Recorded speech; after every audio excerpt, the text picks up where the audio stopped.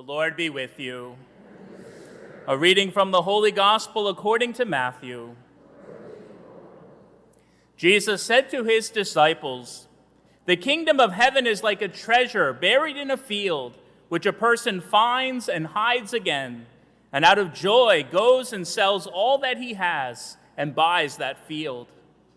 Again, the kingdom of heaven is like a merchant searching for fine pearls. When he finds a pearl of great price, he goes and sells all that he has and buys it. Again, the kingdom of heaven is like a net thrown into the sea, which collects fish of every kind. When it is full, they haul it ashore and sit down to put what is good into buckets. What is bad, they throw away. Thus it will be at the end of the age.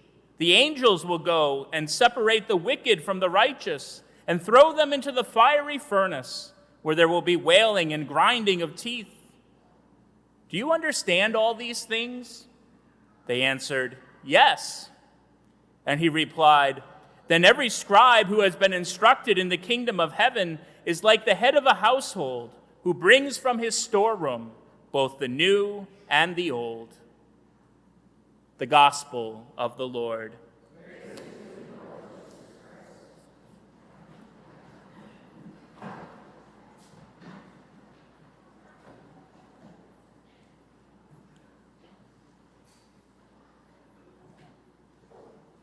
You may want to go home after Mass today and clean out your attic. As anyone who has ever watched Antiques Roadshow or American Pickers can tell you, people often have all sort of hidden treasures just lying around at home. You never know when that dusty painting above your mantelpiece might secretly be a Van Gogh, or that little jar that you keep coins in by the door might actually be a vase from the Ming Dynasty. A number of years ago, there was a man named David Gonzalez who went and bought a house, a real fixer-upper in his town in Minnesota, for just $10,000. It was a real dump of a place, bad part of town, hardly worth the investment. But when he began to renovate the house and tear down the walls, he found hidden in all the old newspapers stuffed into the walls for insulation a copy of the Holy Grail of comic books, Action Comics #1 from 1938, featuring the very first appearance of Superman. The comic was in excellent condition and ended up selling at auction for $175,000, more than making up for his investment in the house. If you knew that that dump of a house for sale next door secretly had a great comic book hidden in its walls, you would do anything you could to buy that house. You would offer well more than asking price. If you found yourself a few $1,000s short, you would take out a second mortgage. You would take out a cash advance on your credit card. You would sell your mother's dishes, sell your hair, whatever it took, beg, borrow, or barter to get that house, because the investment would obviously be worth it. What all the characters in the stories that Jesus tells today have in common is that they've already found the valuable thing that they are looking for. They already have found the good that they are seeking. The man who finds a treasure buried in a field, the merchant who finds a pearl of great price, the fisherman who casts his net into the sea, they've already found what they're looking for. They don't need a treasure map. They don't need a guide to all the best fishing holes. They know exactly where to find what they're looking for. All they have to do is act. They have to buy the field. They have to pick up the pearl. They have to cast the net. And then the valuable treasure is theirs. It's funny because last week Jesus told three other stories, three other parables that were all about how the kingdom of God is often hidden in our life. We don't see it right away. The story of the weeds and the wheat, the story of the yeast, and the story of the mustard seed all talked about how God's work in our lives remains hidden, remains secret. Only after over time does it grow and does it become visible in our life.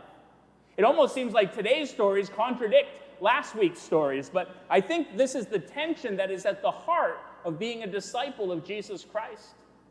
In our life, God always puts just enough evidence of his love and care that if we don't want to have faith, if we don't want to remain open to God, if we're not looking for him, if the time is not right yet, he's not going to force us. He's not going to overwhelm us. He's not going to do things ahead of their time.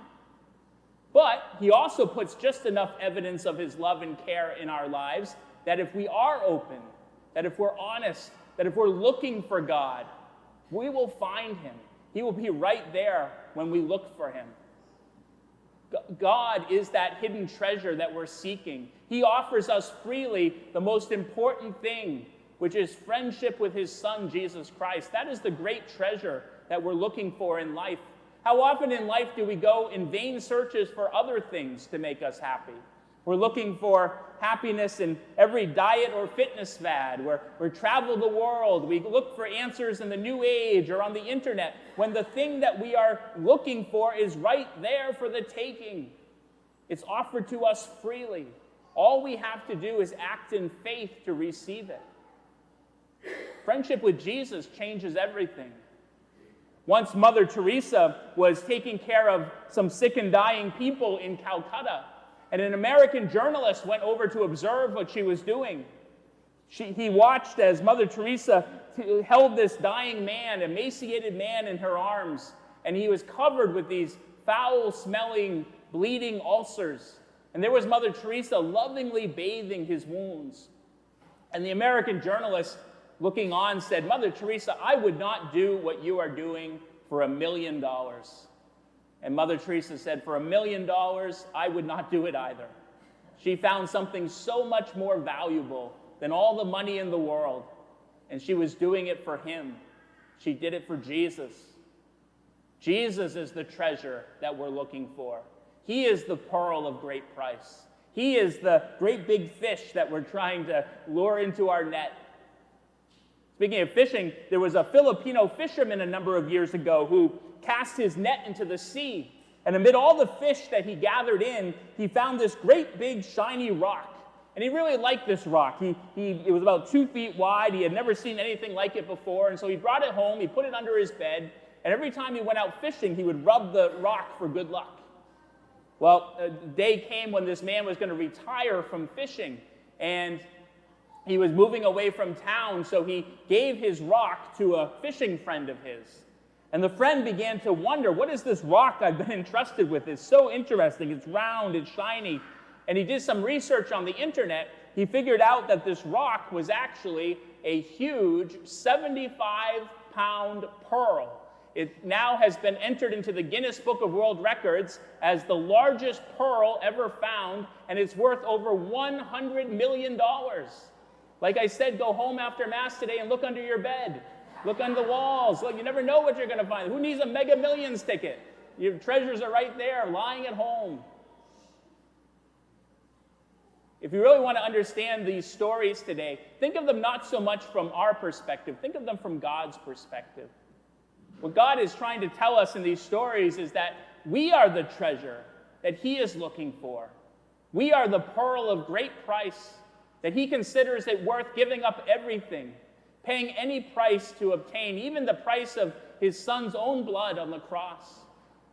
We are that fish that he's trying to lure into the net so that he can bring home. We are so valuable in God's sight, more valuable than we realize sometimes. And when we wander, when we get lost, when we go, God is always there searching for us, ready to take us back. I'm a little bit tired this weekend. I'm right in between 2 vocation camps that we're doing. We had young ladies at the Fiat camp last week. We have the young men coming next week for the Quo Vadis camp up at Magdalen College in Warner. We do well with these camps because they're a lot of fun, but also because, we don't push any particular vocation on them. We just talk about all vocations. We talk about how to listen to God, how to have a relationship with God, how to have a friendship with God, how to pray. And I think it takes a lot of pressure off these young people. They don't have to discover, go out and figure out what they want to be when they grow up at this age. They just have to receive this great gift of friendship with Jesus. And then over time, God will find them out. God will invite them into a life-giving relationship and a particular vocation in which to serve. God created us all for a reason. We're all precious in his sight. At the camp last week, the sisters who were helping me run it from Rochester, they were doing the room checks one night, and 2 of the girls were missing. They weren't in their rooms where they were supposed to be at lights out. And so they were all panicking. This treasure we've been entrusted with, it's gone. Where is it? and they searched the campus high and low for 45 minutes. Well, the girls were just in the next room over. They were hanging out with their friends, talking late at night, of course. They were right there, but they didn't know. That's what God does when we get lost. He searches for us high and low, day and night. He's like a good shepherd who always goes after the sheep that's lost because we are so valuable. He invites us back into his kingdom.